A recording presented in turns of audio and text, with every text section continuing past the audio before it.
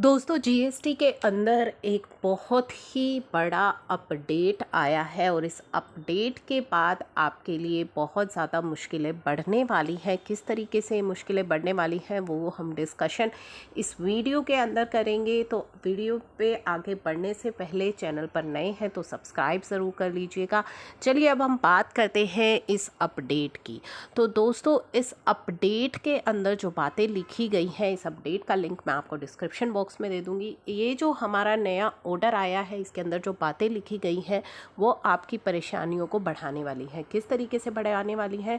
इस ऑर्डर में ये साफ साफ कह दिया गया है कि अगर आप कोई अपील फाइल करते हैं तो उस अपील का जो 10% आपको प्री डिपॉजिट करना होता है वो अब आप केवल कैश लेजर के द्वारा ही डिपॉजिट करवा पाएंगे। आप अपनी इलेक्ट्रॉनिक क्रेडिट लेजर को यूज़ नहीं कर पाएंगे। और ऐसा बोला गया है ज्योति कंस्ट्रक्शन के केस में। जी हाँ, हाई कोर्ट ने ये फैसला सुना दिया है और इसके बाद आपके लिए बहुत परेशानियां होने वाली हैं।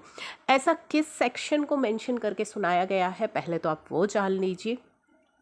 इन terms of section 107 sub section 6, section 107 का जो सब सेक्शन 6 है, the petitioner was required to make payment equivalent to 10% of the disputed amount of tax arising from the order against with appeal is filed। तो जिस order के against आप appeal file करना चाहते हैं, पेटिशनर को वहाँ पे 10% यानी कि डिस्प्यूटेड अमाउंट की जो आपकी डिस्प्यूटेड अमाउंट है उसका 10% आपको डिपॉजिट कराना होता है। ये तो आप सभी को पता है। अगर मान लीजिए आपने कोई रॉन्ग आईटीसी क्लेम कर लिया है जिसके अगेंस्ट आपको नोटिस आ गया है और आप अपील में जाना चाहते हैं तो 10% आपको उस डिस्प्यूटेड अमाउंट का टैक्स, जो डिस्प्यूटेड अमाउंट है उसका 10% आपको प्री डिपॉजिट कराना होता है।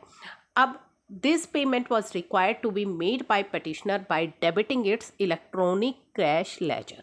और वो आप किस तरीके से पेमेंट करेंगे? अपने कैश लेजर को यूज़ करके। एज प्रोवाइडेड, आपको जो जैसा कि बताया गया है सेक्शन 49 सब सेक्शन 3 को अगर हम रीड करें रूल 85 सब रूल 4 के साथ तो ये बातें निकल करके आती हैं।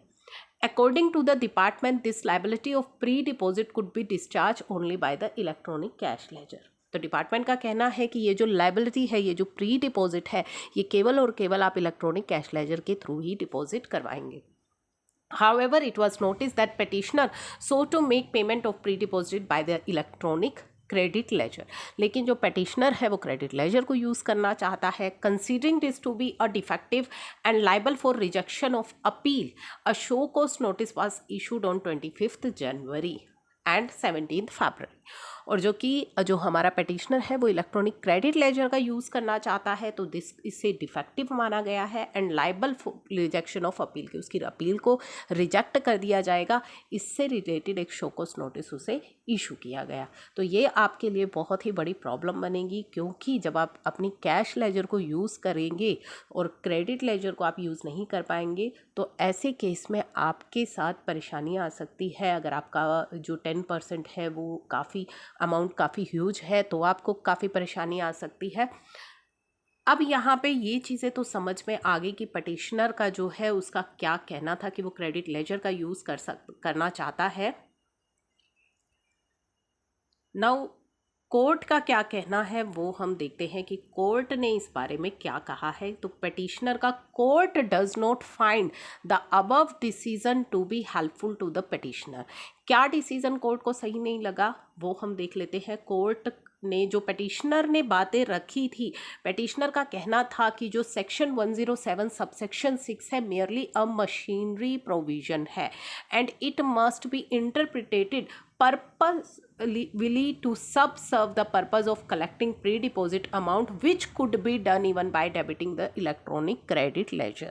तो उसने कहा है कि सेक्शन 107 जो भी मैंने आपके सामने रीड किया है ये तो एक मशीनरी प्रोविजन है और इसे यूज़ किया जा रहा है पर्पसली प्री डिपॉजिट अमाउंट को कलेक्ट करने के लिए, जिससे कि आप इलेक्ट्रॉनिक क्रेडिट लेजर के द्वारा भी कलेक्ट कर सकते हैं।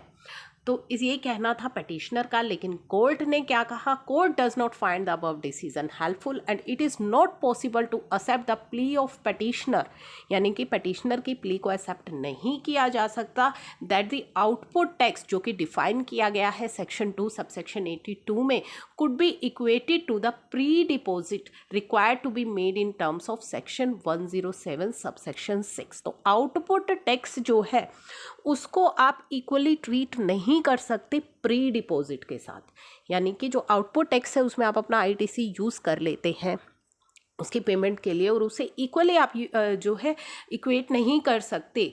जो आउटपुट टैक्स है could be equated to the pre deposit जो कि मेंशन की गई है सेक्शन 107 में। It is rightly pointed out by mister Mishra the proviso to section 41 subsection 2 limit the usage to which electronic credit ledger could be utilise. जो हमारा section 41 subsection 2 है उसमें बताया गया है कि इलेक्ट्रॉनिक क्रेडिट लेजर का यूज़ आप कहाँ पे कर सकते हैं, अपनी आउटपुट टैक्स लायबिलिटी के केस में कर सकते हैं।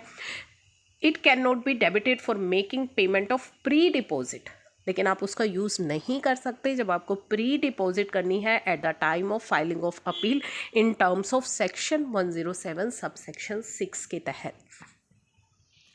It is not therefore possible to accept the plea section 107 subsection 6 is merely a machinery provision. तो जैसा कि पटिशनर ने कहा था कि सेक्शन 107 सबसेक्शन 6 की जो बातें हैं this is a machinery provision, तो कोर्ट ने उस बात को नकार दिया है और आपका जो 10% का अमाउंट है वो आपको कैश में ही डिपॉजिट करना पड़ेगा, इलेक्ट्रॉनिक कैश लेजर से ही डिपॉजिट करना पड़ेगा, और इससे आपकी जो वर्किंग कैपिटल है वो ब्लॉक हो जाएगी और आपको काफ़ी प्रॉब्लम्स यहाँ पे फेस करनी पड़ सकती है। अगर आपकी डिस्प्यूटेड अमाउंट बहुत बड़ी है तो उस केस में 10% कैश में डिपॉजिट करना अब आपके लिए काफ़ी परेशानी वाला काम हो सकता है।